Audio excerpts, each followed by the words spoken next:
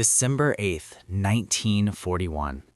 Tokyo wakes before dawn. Cold air presses against shuttered windows, and in the quiet offices of the Imperial General Headquarters, maps still lie open from the night before. The scent of ink and cigarette smoke lingers. Far across the Pacific, smoke still rises from Pearl Harbor, but here, in Japan, the prevailing sound is confidence. Measured footsteps, rustling papers, the low murmur of certainty that a decisive blow has been struck. Only hours earlier, Japanese carrier aircraft had devastated the U.S. Pacific Fleet at anchor. Battleships burned, planes lay twisted on the airfields, and the harbor water shimmered with oil and fire. For the Japanese High Command, this was the culmination of years of planning and strategic calculation. America, they believed, was materially strong, but psychologically weak, comfortable, divided, unprepared for sustained war. The opening strike was designed not merely to destroy ships, but to shatter will. Yet history would unfold in a direction few in Tokyo could imagine. To understand why this moment mattered so deeply, one must return to the assumptions held by Japanese military leadership in 1941. Many senior officers had studied the United States closely. They saw a nation vast in size, rich in resources, but politically fragmented and culturally attached to peace. Admiral Isoroku Yamamoto himself warned that Japan could run wild for 6 months, but beyond that, the outcome was uncertain. Still, the consensus hardened around a belief that a sudden, humiliating blow would force America to mobilize rather than negotiate. What followed Pearl Harbor was expected to be paralysis. Instead, it was ignition. Within days, American factories began to shift at a pace unseen in modern history. Automobile plants halted civilian production and retooled for war. Assembly lines once devoted to sedans and trucks began turning out tanks, aircraft engines, and artillery. The symbolic object of this transformation was steel, rolled, stamped, riveted, endlessly reshaped. Steel echoed through factories from Detroit to Pittsburgh, its hammering rhythm becoming the heartbeat of a nation at war. Japanese intelligence officers initially dismissed early reports as exaggeration.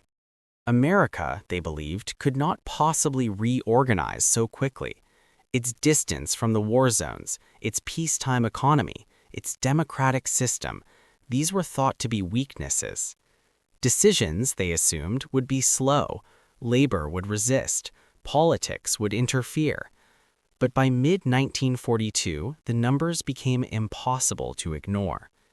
In 1940, the United States had produced fewer than 3,000 military aircraft. By 1942, that number exceeded 47,000. By 1944, it would surpass 96,000 aircraft in a single year. Shipyards launched Liberty ships in weeks instead of months. One was famously completed in just over 4 days. Japanese naval observers reported with disbelief that American losses at Pearl Harbor were being replaced faster than Japan could sink new vessels. Captured Japanese documents and post-war interrogations reveal the shock that set in. Officers who had anticipated a slow, hesitant enemy instead confronted an industrial avalanche. The American recovery was not gradual, it was explosive. Steel flowed into holes and wings as if the nation itself had been forged for this purpose. Emotionally, this clashed violently with pre-war expectations.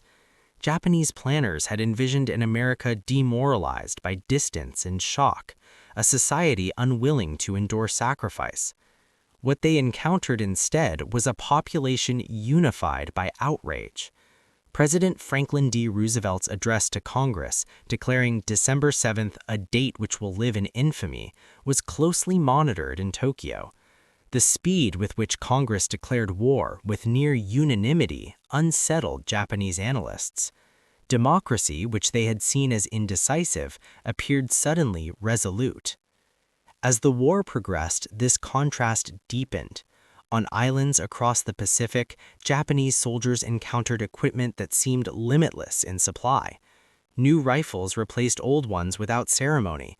Aircraft losses were replenished almost immediately.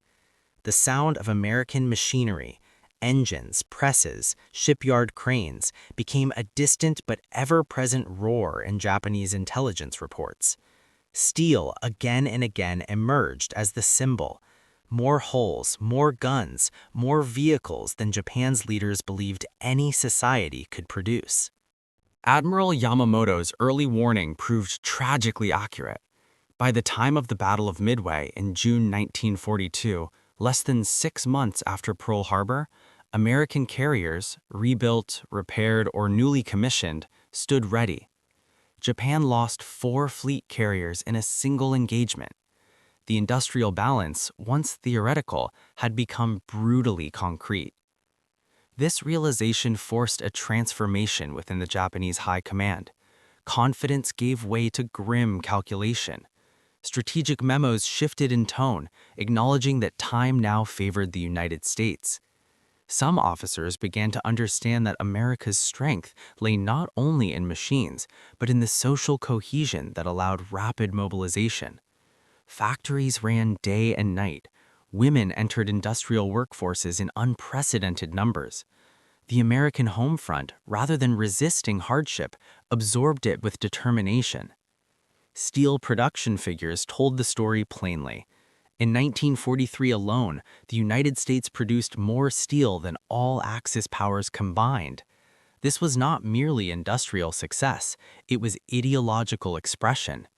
The American system, decentralized, democratic, profit-driven yet nationally coordinated, proved capable of total war without collapsing inward.